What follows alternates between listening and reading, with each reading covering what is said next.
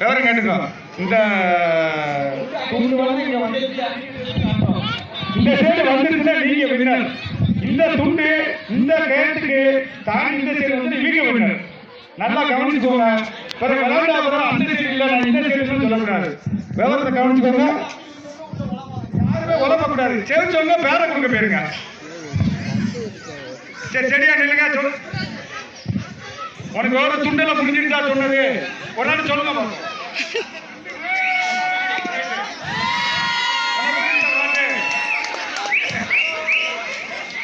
ரெடியா இருந்துக்கோங்க.